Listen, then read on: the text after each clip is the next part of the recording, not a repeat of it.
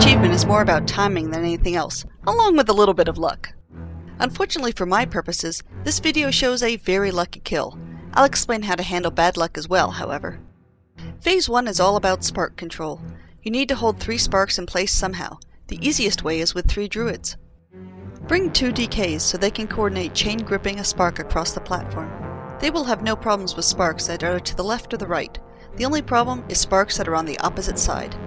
You can either just wipe and try again, or you can have the tank wait in the middle for a bit, and then move Malygos to the side. Then the Death Knights can death grip the spark across the field and into place. Spark placement is a delicate balance between being far enough away from Malygos that he won't eat them when he comes out of vortex, but close enough to the middle to give your range as much coverage of the air mobs in Phase 2 as possible. The druids set up a rotation ahead of time so they know who has the first, second, and third sparks. We move the raid around so we don't have to waste death grip cooldowns on the first spark. Our druids all have raid assist and a macro that puts their symbol on a spark. This makes it easier to tell them apart. Now, a druid roots the first spark. DPS isn't the top priority in Phase 1. Your druids need to prioritize rooting and rerouting the sparks above all else.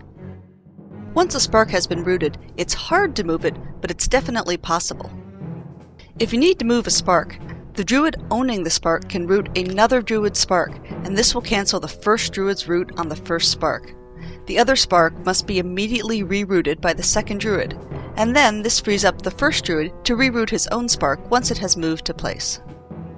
Sometimes Malygos will simply not cast a spark before the first vortex. We're not sure why he does this. We chose just to wipe and go again each time because it threw off our timing so much. Our raid is very heavy on ranged, but that's because this was our first night. It turns out there's no reason to avoid bringing melee. As you can see, we could have had more health left on Malygos at the end of Phase 1, and taken longer in Phase 2 and still had plenty of time to finish off his remaining health in Phase 3.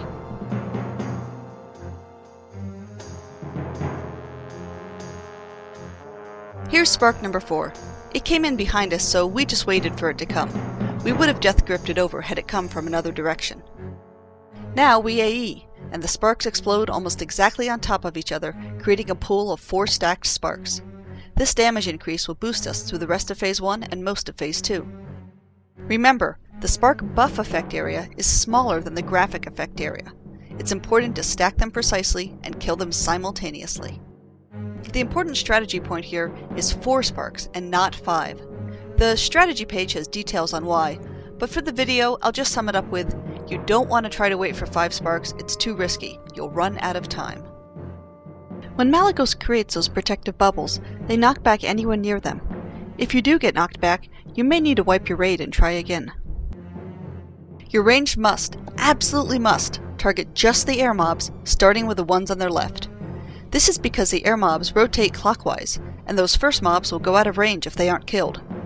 If instead you start with the mobs on the right, you'll have to stand there long after the sparks have disappeared, waiting for those last air mobs to rotate around and wasting precious time.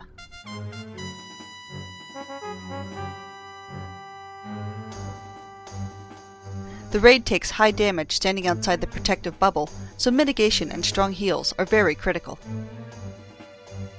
Note our timer, 1 minute 12 seconds left. Had we waited for 5 sparks, the timer would be closer to 30 seconds left. And you need to wait a full 35 seconds from the death of the last Scion before you can damage Malygos again. If you need to wipe the raid for any reason, use the time in Phase 2 to get the achievement for your non-melee guildmates, then just instantly dismount in Phase 3.